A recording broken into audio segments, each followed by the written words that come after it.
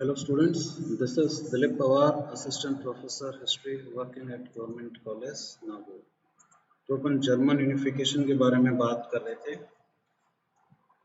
और उसी क्रम में अपन आगे बढ़ते हुए आज बात करते हैं बिस्मार्क के विजन के बारे में। आपको पता है कि बिस्मार्क का बहुत ही महत्वपूर्ण योगदान रहा है जर्मनी के यूनिफिकेशन में, जर्मनी के एकीकरण में। अब बिस्मार्क का विजन क्या था, बिस्मार्क की अप्रोच क्या थी, क्योंकि ये सवाल अक्सर यूनिवर्सिटी के एग्जाम में और कॉम्पिटिटिव एग्जाम में पूछा जाता है कि बिस्मार्क का क्या योगदान है जर्मनी के यूनिफिकेशन में। तो उसमें आपको लिखने के लिए खूब सारे पॉइंट्स, अच्छे पॉइंट आपको यहाँ पे मिल जाएंगे। उसका विजन क्या है बिस्मार्क का? तो बिस्मार्क क्या कहता था कि प्रशियन फर्स्ट जर्मन लेटर, वो ट्रिकी स्टेटमेंट है। बिस्मार्क ये कहता है कि मैं प्रशियन पहले हूँ, I am a Prussian first. Persia उसके राज्य का नाम था, प्रशिया उसके राज्य का नाम था। I am a German later, और जर्मन में बाद में हूँ लेकिन पहले मैं प्रशियन हूँ, क्योंकि प्रशिया के दो चांसलर था Bismarck. And Prussianization of Germany then vice versa. और वो क्या चाह रहा है कि जो जर्मनी बने, नाम तो उसका जर्मनी होगा लेकिन प्रभुत्व प्रोशिया का होगा। आप समझ रहे हो, ही वांटेड प्रोशनाइजेशन ऑफ जर्मनी, यानी जो भी जर्मनी अस्तित्व में आएगा एकीकरण के पश्चात, उसमें संपूर्ण प्रभुत्व प्रशिया का बना रहेगा। बस प्रशिया नाम ही गायब हो गया, वास्तव में स्पिरिट के अंदर प्रशिया बहुत मजबूत रहेगा जर्मनी के अंदर, नए जर्मनी के अंदर। देन वाइस वर्सा, न कि उल्टा, यानी जर्मनी का प्रभुत्व नहीं होना चाहिए जर्मनी में, जर्मनी के अंदर भी प्रशिया का प्रभुत्व होना चाहिए। केवल नाम बदल रहे हैं, वास्तव में वो आत्मा स्पिरिट के हिसाब से केवल प्रशिया रहेगा। Prussian interest safe in United Germany. तो वो क्या चाह रहा था इस स्टेटमेंट के माध्यम से? बिस्मार्क यह चाह रहा था कि जो प्रशिया के हित हैं वो एकीकृत जर्मनी में सुरक्षित रहेंगे। प्रशिया के जो भी हित हैं उनका ध्यान रखा जाएगा पूरा जर्मनी में। तो इसलिए बिस्मार्क ने कहा था कि I am a Prussian first and German later. फिर अपन आगे चलते हैं। Germany too small for both Austria and Prussia. फिर दूसरा स्टेटमेंट क्या है बिस्मार्क का? है कि जर्मनी बहुत छोटा है कि वहां पे ऑस्ट्रिया प्रशिया दोनों समझ है। क्योंकि आपको पता है जो जर्मन का क्षेत्र था, जो कई सारे राज्य थे वहां पे 39, वहां पे किसका प्रभुत्व था? ऑस्ट्रिया का। अब तभी वो राज्य मिलकर एकीकरण चाह रहे थे कि ऑस्ट्रिया को वहां से हटा सके। तो बिस्मार्क क्या सोचता था, जर्मनी बहुत छोटा है, जब जर्मनी एकीकृत होगा उसमें ऑस्ट्रिया का प्रभुत्व रह ही नहीं सकता, ऑस्ट्रिया को यहाँ से हटाना पड़ेगा, खदेड़ना पड़ेगा, केवल प्रशिया का प्रभुत्व वहां पे रह सकता है। तो domination of Prussia over 39 states, इस स्टेटमेंट से हमें क्या पता लगता है कि वह उन 39 राज्यों का जिनको विलय करके जर्मन राज्य बनाया जाएगा उन पे प्रशिया का प्रभुत्व चाहता है। उन 39 राज्यों के ऊपर केवल प्रशिया का प्रभुत्व, Austria should be completely out. Austria का नामो निशान ही नहीं रहना चाहिए इन 39 स्टेट के ऊपर किसी भी तरह का। तो ऑस्ट्रिया को युद्ध में हराना बहुत ज्यादा जरूरी था जर्मनी के एकीकरण के लिए। Bismarck was greatest obstacle in way of German unity। अब ये भी स्टेटमेंट है, देखो इस तरह के क्वेश्चंस आते हैं, आईएएस के एग्जाम में आते हैं, बहुत टफ है इसको टैकल करना। किसी हिस्टोरियन ने स्टेटमेंट दिया है, उसने अपने नजरिए से स्टेटमेंट को दिया है और उसको अपन को व्याख्या करनी पड़ती है एग्जाम के अंदर। Bismarck was the greatest obstacle in the way of German unity। यहाँ पे कॉन्ट्राडिक्टरी बात क्या रखी है जिसको समझाना बहुत मुश्किल पड़ेगा कि बिस्मार्क सबसे बड़ा अवरोधक था जर्मनी के यूनिफिकेशन में। अब ये कैसे हो सकता है? जर्मनी का एकीकरण तो बिस्मार्क चाह रहा था, लेकिन इसमें लिख रखा है कि बिस्मार्क सबसे बड़ा अवरोधक था जर्मनी की एकता में। जर्मन यूनिटी, यहाँ पे एकीकरण नहीं लिख रखा, जर्मन यूनिटी लिख रखा है। जर्मनी की एकता में सबसे बड़ा अवरोधक था। अब देखो इस स्टेटमेंट को अपन कैसे एक्सपेंड कर सकते हैं, इसमें यही पॉइंट आएंगे। वो जर्मनी बनाना चाह रहा था लेकिन उसने प्रशिया के हित को सुरक्षित रखा, उसके लिए प्रशिया अधिक महत्वपूर्ण था, जर्मनी इतना महत्वपूर्ण नहीं था।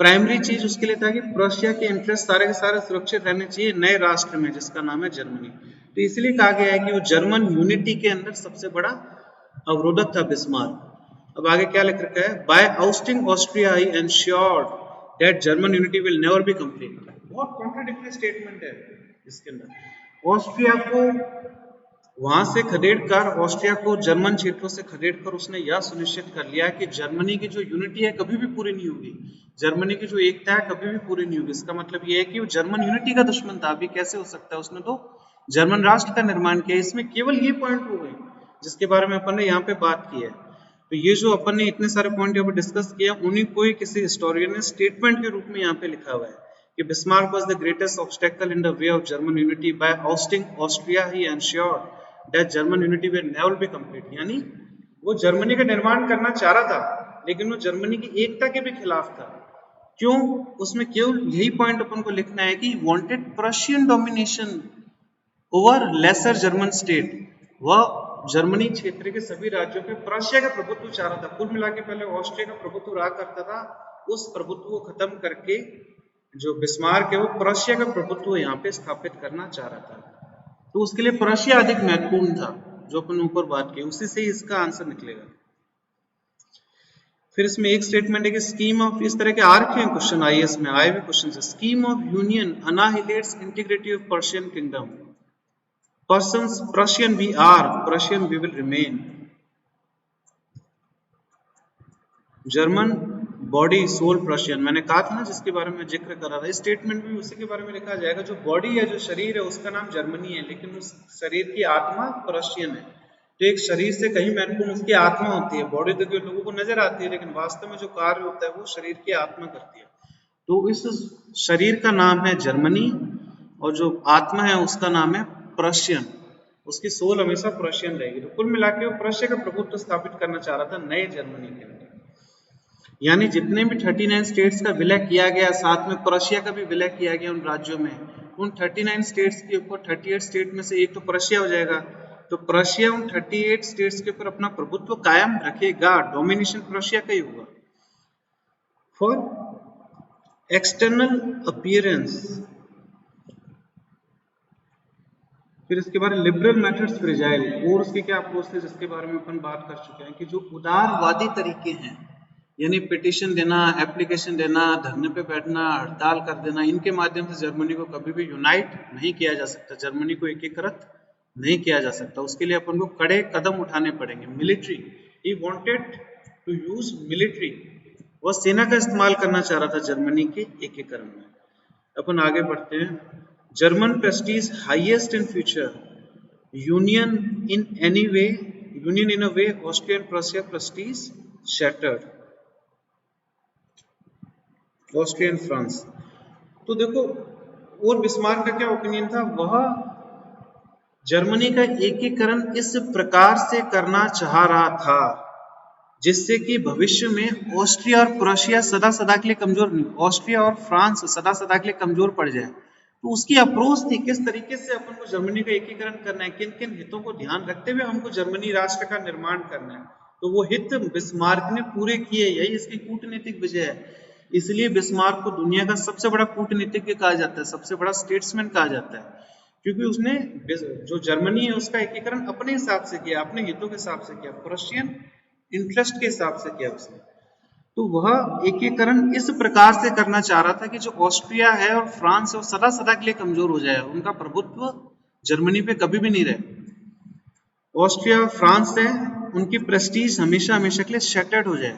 शैटर मतलब जो उनकी प्रतिष्ठा है ऑस्ट्रिया और फ्रांस की पूरी तरीके से खत्म हो जाए। आप आगे चल के देखोगे फ्रांस की प्रतिष्ठा और ऑस्ट्रिया की प्रतिष्ठा पूर्ण रूप से खत्म कर दी बिस्मार्क ने। इन दो देशों को कहीं का नहीं छोड़ा, पूरा ह्यूमिलिएट करके छोड़ा है।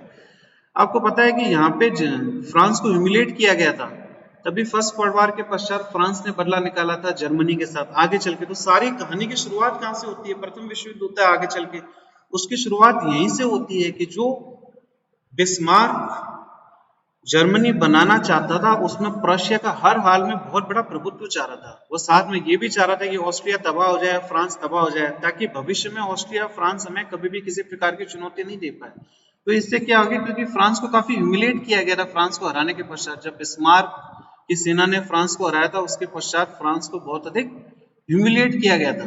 तो इसी कारण फ्रांस ने अपने मन में बात बना रखी थी कि आने वाले समय में हमें जर्मनी से बदला लेना है। और जब प्रथम विश्व युद्ध खत्म हो गया उसके पश्चात फ्रांस, अमेरिका, ब्रिटेन की विजय हुई प्रथम विश्व युद्ध में, जर्मनी की हार भी आपको ध्यान है।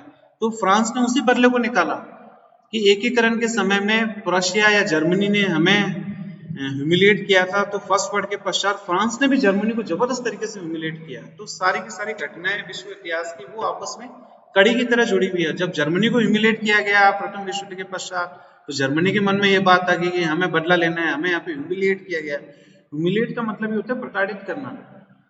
ह्यूमिलेट समझ रहे हो, किसी को परेशान करना, किसी को प्रताड़ित करना। तो जर्मनी के मन में ये बात आ गई, फिर जर्मनी ने बदला निकाला द्वितीय विश्व युद्ध करके। तो ये सिलसिला है विश्व युद्ध का, जो सिलसिला है या उसका बैकग्राउंड अपन कह सकते हैं, वो यहीं से शुरू हुआ है कि किस प्रकार से किस तरीके से प्रुशिया का जर्मनी में स्थानांतरण हुआ, किस प्रकार से जर्मनी राज्य की स्थापना हुई, वो किस तरीके से, तरीका इंपॉर्टेंट है। तरीका क्या था? प्रुशिया का प्रभुत्व बनाना है, ऑस्ट्रिया को खत्म करना है सदा सदा के लिए, फ्रांस की प्रतिष्ठा को हमें मिटा देना है मिट्टी के अंदर। उसके बाद क्या है अगला स्टेटमेंट क्या? Bismarck didn't fight wars for sake of unity but in reality used German unification as an excuse to fight his wars. देखो कितना क्लेवर स्टेटमेंट था, बहुत अच्छी इसमें बात लिख रखी है बिस्मार्क के बारे में, उसकी सोच को प्रतिबिंबित कर रहा है ये स्टेटमेंट, किसी हिस्टोरियन ने दे रखा है। Bismarck didn't fight wars for sake of unity, Bismarck ने जो युद्ध लड़े वो जर्मनी की एकता के लिए नहीं लड़े, बट इन रियलिटी वो वास्तव में उसने जर्मनी के एकीकरण का सहारा लिया। He used German unification as an excuse, उसने जर्मनी के एकीकरण का सहारा लिया अपने खुद के युद्ध लड़ने के लिए। तो इसमें कुल मिला के यही चीज आएगी कि वह किस प्रकार से जर्मनी का निर्माण करना चाह रहा था ताकि ऑस्ट्रिया और फ्रांस इनको बहुत कमजोर कर दिया जाए। ये नहीं कि ऑस्ट्रिया फ्रांस मजबूत रह गए और फिर प्रशिया का निर्माण हुआ, ऐसे फिर जर्मनी का निर्माण होता है, ऐसे जर्मनी का निर्माण वो नहीं चाह रहा था।